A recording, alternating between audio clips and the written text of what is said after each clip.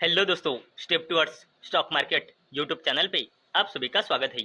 तो दोस्तों, आज के इस वीडियो में हम ऐसे ही अपडेट के बारे में बात करने वाले हैं जिन पे हमारा फोकस आने वाले वीक में रहना चाहिए। तो चलो वीडियो स्टार्ट करते हैं। तो दोस्तों, आने वाले वीक में हमारा सबसे पहला फोकस यूएसए यानी कि अमेरिका की सीपीआई यानी कि कंज्यूमर प्राइस इंडेक्स, जिसे इन्फ्लेशन का डेटा कहते हैं, उस पर रहना चाहिए। और दोस्तों, जुलाई 2026 का अमेरिका का इन्फ्लेशन का डेटा हमें वेनेसडे को यानी कि 12 अगस्त 2026 को देखने को मिलने वाला है। और आने वाले वीक में सबसे पहले हमारा फोकस अमेरिका की इन्फ्लेशन के डेटा पे ही रहना चाहिए। नेक्स्ट अपडेट है यूएसए यानी कि अमेरिका और इंडिया के बीच जो ट्रेड डील होने वाली है उसको लेकर। तो दोस्तों, यूक्रेन और रशिया का वॉर रोकने के चलते यूएस एक नया सैंक्शन बिल लाने जा रहा है। और दोस्तों, इसका जबरदस्त इम्पैक्ट इंडिया और यूएस के ट्रेड डील पे पड़ने वाला है। और इसके चलते ये जो ट्रेड डील है वो और भी ज़्यादा क्रिटिकल हो सकती है, ऐसा इकोनॉमिस्ट का कहना है। और दोस्तों, आने वाले दिनों में हमारा फोकस यूएस और इंडिया की ट्रेड डील पे भी रहना चाहिए, क्योंकि दोस्तों इस नए सैंक्शन बिल के चलते इस ट्रेड डील पे ज़बरदस्त फर्क पड़ने वाला है। अब बात करते हैं यूएसए और ईरान के बीच जो कॉन्फ्लिक्ट शुरू है उसके बारे में। तो दोस्तों, ईरान ने कहा कि एसओएच यानी कि स्ट्रेट ऑफ हॉर्मुज तब तक ओपन नहीं होगा जब तक यूएस का जो बिहेवियर है वो सही नहीं हो जाता। और दोस्तों, इसी अपडेट के चलते हमारा फोकस ईरान और यूएसए के बीच जो कॉन्फ्लिक्ट शुरू है उस पर भी रहना चाहिए, क्योंकि दोस्तों इस कॉन्फ्लिक्ट के वजह से हमारे इंडिया में जो क्रूड ऑयल के प्राइजेस है वो लगातार बढ़ते ही जा रही है और इसका इम्पैक्ट हमारे इंडिया में पड़ रहा है। और दोस्तों, इसका कहीं ना कहीं फायदा इलेक्ट्रिक व्हीकल सेल्स में हमें देखने को मिल रहा है, क्योंकि इसके चलते क्रूड ऑयल के प्राइजेज बढ़ रहे हैं। और दोस्तों, कुछ इथेनॉल के चलते गाड़ियों में प्रॉब्लम आ रही है, ऐसी भी अपडेट आ रही है। और सब अपडेट इन सब अपडेट का फायदा कहीं ना कहीं इलेक्ट्रिक व्हीकल बिजनेस को मिल रहा है। और हम लगातार देख रहे हैं कि इलेक्ट्रिक व्हीकल की जो सेल्स है वो लगातार बढ़ती ही जा रही है। इसलिए इस ईरान और यूएसए के बीच जो कॉन्फ्लिक्ट शुरू है इसका कहीं ना कहीं फायदा इलेक्ट्रिक व्हीकल बिजनेस वाले कंपनियों को मिल रहा है। तो हमारा फोकस ईरान यूएसए के बीच जो कॉन्फ्लिक्ट शुरू है उस पर भी रहना चाहिए। और दोस्तों, इतना ही नहीं, तो अभी हमारे इंडिया का मॉनसून सेशन शुरू है इंडियन पार्लियामेंट का, जो रहने वाला है 20 जुलाई से लेकर 13 अगस्त 2026 तक। और दोस्तों, इसमें बिजनेस को लेकर ज़बरदस्त अपडेट आ रही है।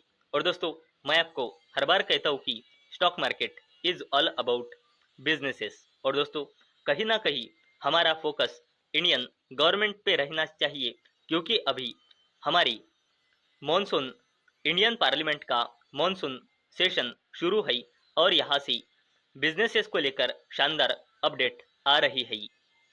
वैसे ही दोस्तों, अगर हमने अपकमिंग आईपीओ की बात की तो आने वाले वीक में 5 मेन बोर्ड आईपीओ सब्सक्रिप्शन के लिए ओपन होने जा रहे हैं।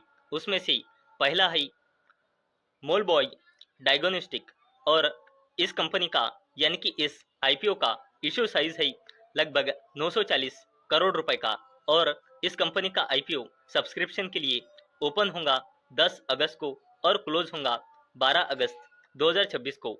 वैसे ही दूत ट्रांसमिशन इस कंपनी का भी आईपीओ हमें आने वाले वीक में देखने को मिलने वाला है, जिसका इश्यू साइज रहने वाला है लगभग 3067 करोड़ रुपए का। और ये सब्सक्रिप्शन के लिए ओपन होगा 10 अगस्त को और क्लोज होगा 12 अगस्त 2026 को। अगली कंपनी है मिल्की मिस्ट डेयरी फूड। इस कंपनी का आईपीओ का इशू साइज रहने वाला है 1553 करोड़ रुपए और कंपनी का जो आईपीओ है वो सब्सक्रिप्शन के लिए ओपन होगा 11 अगस्त को और क्लोज होगा 13 अगस्त 2026 को। वैसे ही अगली कंपनी है शिप रॉकेट। इस कंपनी का जो आईपीओ है उसका इशू साइज रहने वाला है 1618 करोड़ रुपए। आईपीओ सब्सक्रिप्शन के लिए ओपन होगा 12 अगस्त को और क्लोज होगा 14 अगस्त 2026 को। और अगली कंपनी है बेहरी लाल इंजीनियरिंग। कंपनी का जो आईपीओ है उसका जो इशू साइज है वो है 302 करोड़ रुपए का। सब्सक्रिप्शन के लिए ओपन होंगी 12 को और क्लोज होंगी 14 अगस्त 2026 को। तो आने वाली वीक में ये वो 5 मेन बोर्ड आईपीओ है जो सब्सक्रिप्शन के लिए ओपन होने जा रही है। और दोस्तों मैं आपको हर बार कहता हूँ कि stock market is all about businesses और कंपनियों की बिजनेस कैसा परफॉर्म कर रहे हैं ये देखने के लिए हमें कंपनियों के क्वार्टरली रिजल्ट देखने पड़ते हैं। और दोस्तों अभी Q1 की कंपनियों के रिजल्ट हमें देखने को मिल रहे हैं। अगर हमने आने वाले वीक की बात की तो हमें 10 अगस्त 2026 को Bharat forge, Bosch, Jupiter wagons, PC jeweller, TVS supply chain solutions ऐसे कंपनियों की क्वार्टरली रिजल्ट देखने को मिलने वाले हैं। 11 अगस्त को Bata India, NBCC, RBNL, SKF India, Supreme Industries. अगर आगे देखा तो 12 अगस्त 2026 को हमें Abbott India, Apollo hospital, Astral, Balkrishna Industries, Grasim Industries, Gujarat State Fertilizers and Chemicals, defence company Hindustan Aeronautics, IRCON International, IRCTC, Titagarh rail system, VA Tech ऐसे जबरदस्त कंपनियों के क्वार्टरली नंबर देखने को मिलने वाले हैं। वैसे ही 13 अगस्त को Aditya Birla real estate, brigade enterprises, engineers India, Godrej industries, Varun beverages ऐसे जबरदस्त कंपनियों की क्वार्टरली नंबर देखने को मिलने वाले हैं। वैसे ही 14 अगस्त 2026 को Ashok Leyland, Asian paints, Bharat dynamics और इन कंपनियों की Q1 के नंबर हमें आने वाले वीक में देखने को मिलने वाले हैं। दोस्तों आने वाले वीक में हमारा जो फोकस है वो एफआईज यानी कि फॉरेन इंस्टीट्यूशनल इन्वेस्टर्स और डीआईज यानी कि डोमेस्टिक इंस्टीट्यूशनल इन्वेस्टर्स के डेटा पे भी रहना चाहिए। और हमने इस शुक्रवार की बात की तो डीआईज ने नेट बाइंग की है लगभग 250 करोड़ रुपए की और एफआईज ने भी नेट बाइंग की है लगभग 250 करोड़ रुपए की। तो दोस्तों मुझे उम्मीद है आपको ये वीडियो पसंद आई होंगी। तो दोस्तों अगर आपको ये वीडियो पसंद आई होंगी तो इस वीडियो को लाइक करें और चैनल को सब्सक्राइब करें। और दोस्तों मैंने ये वीडियो सिर्फ और सिर्फ एजुकेशन और इन्फॉर्मेशन पर्पस के लिए बनाई है। तो चलो मिलते हैं अगले वीडियो में, तब तक के लिए टाटा बाय बाय।